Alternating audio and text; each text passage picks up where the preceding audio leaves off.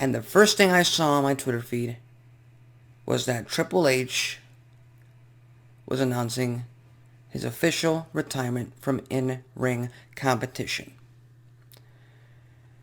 He had a sit-down interview with Stephen A. Smith on a show. I forgot the name of the show on ESPN Plus. I believe that show, that interview is going to air later on tonight, where Triple H basically took him and, of course, the audience on a step-by-step journey of how bad things got for him, to the point that now, fortunately, he's healthy. Fortunately, he's able to go back to as normal of a life as he can. But his in-ring competition, his in-ring career is officially over. And with how he described everything he went through to get to the point of making this decision, I have to say, I am truly very happy, very grateful that all these steps took place and that this has led to Triple H's in-ring retirement, because at the end of the day, they are people, they are humans, they have families that they care about and that they should be with, regardless of anything else. So if that means we're never going to see Triple H compete inside a WWE ring in an active match or as an active superstar, then so be it. Because that's just entertainment, and entertainment is dispensable. It doesn't really matter. It's an escape from real life, and Triple H needs to be with his family. He needs to be with his 3 daughters and his wife, Stephanie McMahon, and that is everything that matters.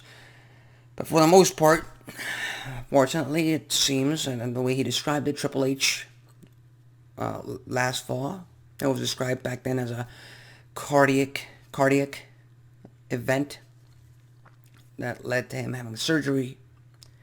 A lot of people back then speculating about how serious it was, or whether it wasn't serious or not.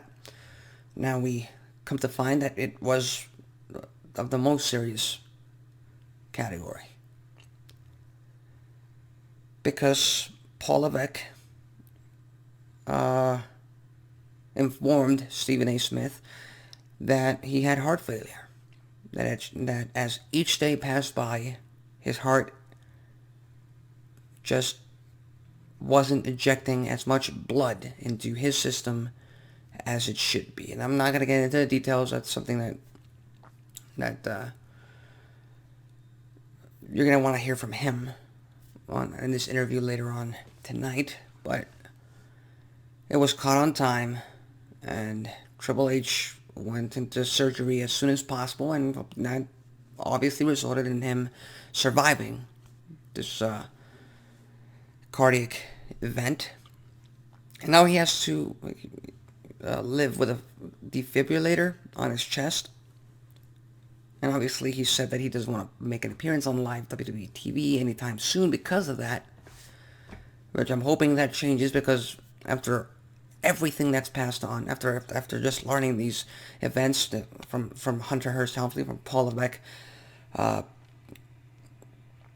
calling these events himself, I'm sure every single member of the WWE universe and every single member of the internet wrestling community wants to go ahead and show their appreciation for Triple H and the career he has given to us. And now that it's over, we're able to still cherish him as a person and as a leader. You can go ahead and jump on Twitter, go ahead and jump on social media. Look at all the wrestlers, all the other people he's touched with his life, with his career, with his mentorship, with his leadership. So that's ultimately what matters the most.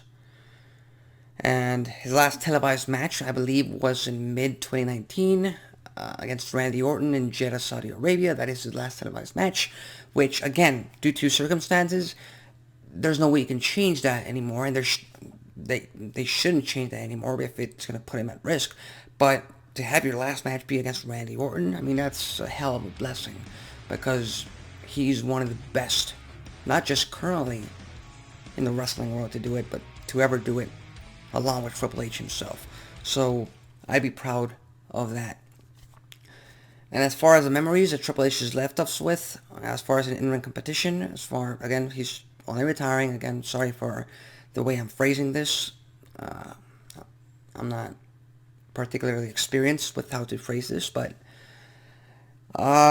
his most memorable feud to me, his most memorable rivalry for me, was against Randy Orton on the road to WrestleMania 25 in 2009. I mean, I was 13, 14 years old when I was watching Raw, and I remember three segments in particular, actually, from that feud, from that rivalry.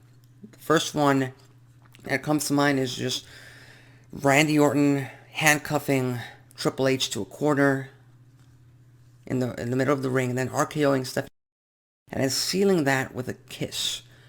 That pissed me off just as much as Triple H did. Well, probably not as much, of course. You had Triple H break into Randy Orton's house with his wife back in 2009. Obviously, that was all kayfabe, and it was an actress playing his wife at that time. So that was memorable. And then you had the moment that I still go and watch to this day, which is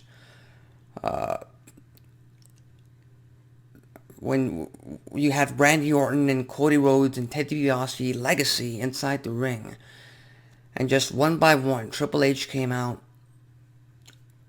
Shane came out, Vince came out. I can't particularly remember the order they came out, but when it was 3-on-3, and I love segments where wrestlers and superstars just, one comes out after the other, and you hear the music, and you just get that excitement right off the bat. So that's a very great moment in my mind. As far as matches go,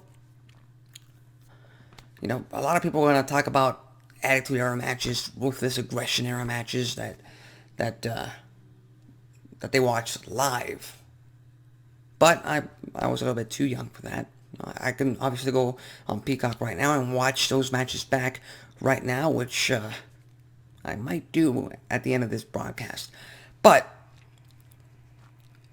for me, the match that I most remember from Triple H is that end of an era Hell in a Cell match against The Undertaker at WrestleMania 28. Yeah, 28, I believe, with Shawn Michaels as special guest referee.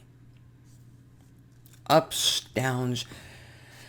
I mean, they really were three of the greatest to ever lace up a pair of boots, and they told a hell of a story in that match, and they ended up that match itself with the three at the end of the ramp hugging each other after going to war.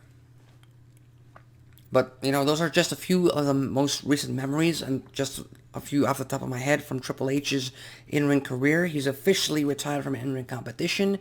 Hopefully, he's as healthy as possible, which is the silver lining here, which is what should be mattering to most people and most wrestling fans out there.